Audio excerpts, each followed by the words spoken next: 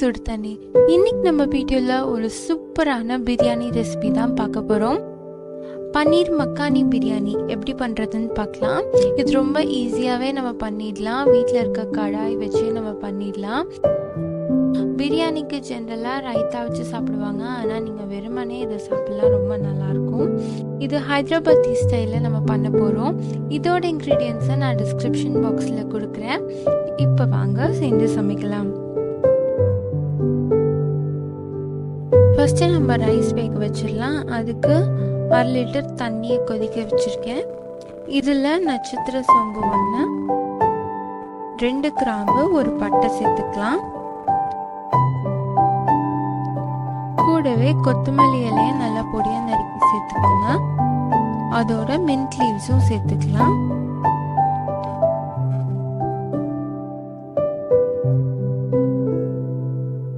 இதுக்கு தேவையான அளவு உப்பு நான் 1/2 டீஸ்பூன் இப்போதைக்கு சேர்க்குறேன். கூடவே 2 டீஸ்பூன் நெய் சேர்த்துக்கோங்க. அப்போ தான் ரைஸ் ஒட்டாமல் தனித்தனியாக வரும். நான் 1 கப் பாஸ்மதி ரைஸை நல்லா தண்ணியில் அலசி இதோட சேர்த்துக்கிறேன். இந்த தடவை நான் 20 மினிட்ஸ்லாம் ஊற வைக்கல, டைரெக்டாக அலசிட்டு சேர்த்துட்டேன். கூட கொஞ்சம் நேரம் ஆச்சு வேக வைக்கிறதுக்கு, மித்தபடி எந்த தப்பும் இல்லை. நீங்கள் அப்படி கூட பண்ணலாம். சப்போஸ் ஊற வைக்க மறந்துட்டீங்க, டக்குன்னு சேர்க்கணும் அப்படின்னா டக்குன்னு கூட சேர்த்துடலாம். இப்போது இந்த ரைஸ் ஒரு 3/4 முக்கால்வாசி குக் ஆகுற அளவுக்கு இதை நீங்கள் வேக வச்சா போதும்.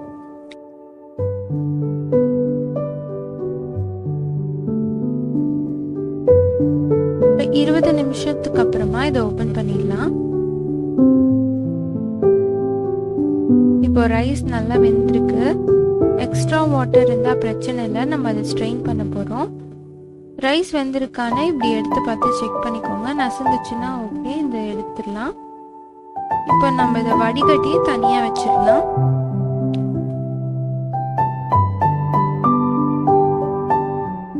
ஒரு கடாயில் 2 டீஸ்பூன் வெண்ணெய் சேர்த்துக்கோங்க.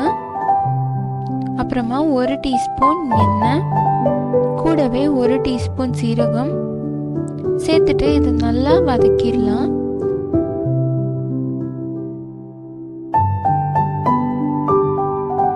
சீரகம் நல்லா பொரிஞ்சதுக்கு அப்புறமா 2 வெங்காயத்தை ரஃபா சாப் பண்ணி இதில் ஆட் பண்ணியிருக்கேன். இதோட 5 தக்காளி சேர்த்துக்கோங்க. அப்புறமா 1 இன்ச் அளவு இஞ்சி, ஒரு 7 to 8 பூண்டு சேர்த்துக்கோங்க. அப்புறமா இதில் 10 முந்திரி பருப்பு சேர்த்துக்கோங்க. இப்போ ஒரு தடவை நல்லா கலந்து விட்டுட்டு இதில் மசாலாலாம் சேர்த்துடலாம்.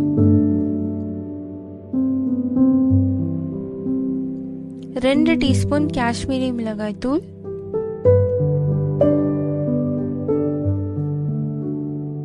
2 டீஸ்பூன் சாதாரண மிளகாய் தூள்,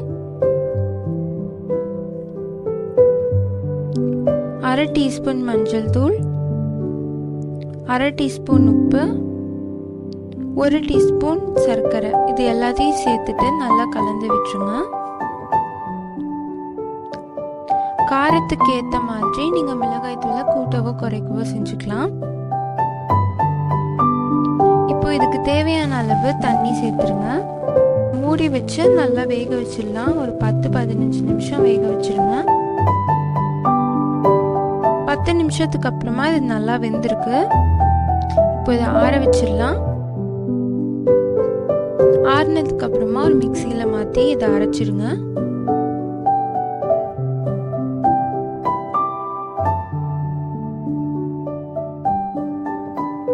நல்லா பேஸ்ட்டாக அரைச்சிருக்கேன் பாருங்க. 1-2 கட்டி இருந்தால் பரவாயில்ல, ஆனால் இந்த அளவு பேஸ்ட்டாக அரைச்சிக்கோங்க. இப்போ இது ஒரு பவுலில் மாற்றிட்டு இதில் 1 டேபிள் ஸ்பூன் ஃப்ரெஷ் க்ரீம்,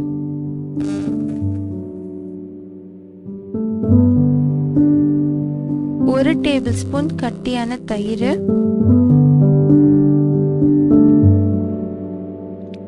கூடவே கொஞ்சம் கசூரி மேத்தியை நல்லா க்ரஷ் பண்ணி இதில் சேர்த்துக்கோங்க.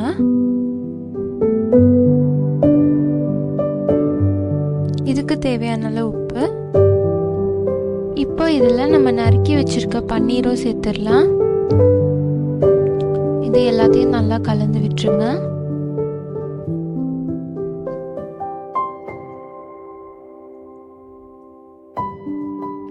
இதுதான் மெயின் இன்க்ரீடியன்ட் நம்ம பிரியாணிக்கு.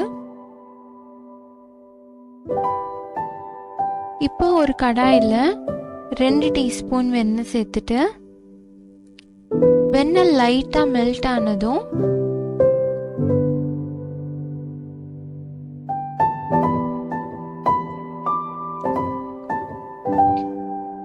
இதில் நம்ம செஞ்சு வச்சிருக்க பன்னீர் கிரேவியை சேர்த்துடலாம்.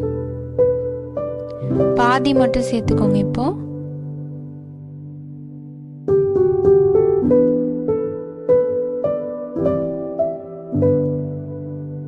அதுக்கு மேலே நம்ம பாயில் பண்ணி வச்சிருக்க பாஸ்மதி ரைஸை சேர்த்துடலாம்.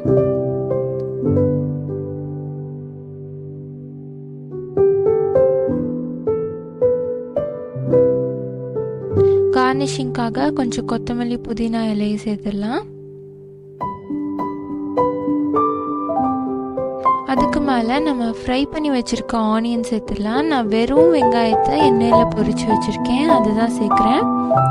இப்போ இது மேலே மிச்சம் இருக்க கிரேவி, அது மேலே மிச்சம் இருக்க ரைஸ், கடைசியாக கொத்தமல்லி புதினா இலையை சேர்த்துட்டு மிச்சம் இருக்க ஃப்ரைட் ஆனியன்ஸையும் சேர்த்துக்கோங்க.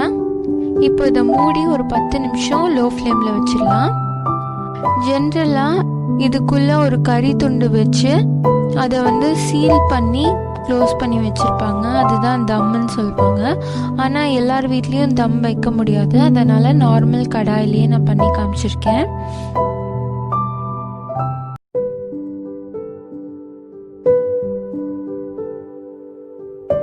பாருங்க, 10 நிமிஷத்துக்கு அப்புறமா எல்லாம் ரெடி ஆயிடுச்சு.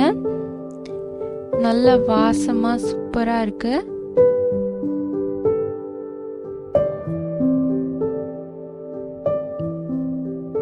ஹைதராபாதி ஸ்டைலில் நம்ம சூப்பரான பிரியாணி ரெடி ஆயிடுச்சு. பாருங்க, உள்ள நல்லா மசாலா இறங்கி ஃப்ளேவர்ஃபுல்லாக இருக்கு. நானே ஃபர்ஸ்ட் டைம் இதை ஹைதராபாதி ஸ்டைலில் ட்ரை பண்ணேன், ரொம்ப நல்லா வந்துச்சு. நீங்களும் கண்டிப்பாக வீட்டில் ட்ரை பண்ணி பார்த்துட்டு உங்கள் ரிவ்யூஸை ஷேர் பண்ணுங்கள். இந்த வீடியோ உங்களுக்கு பிடிச்சிருந்தால் லைக் பண்ணுங்கள், சுடு தண்ணி சேனலுக்கு சப்ஸ்கிரைப் பண்ணுங்கள். Thank you.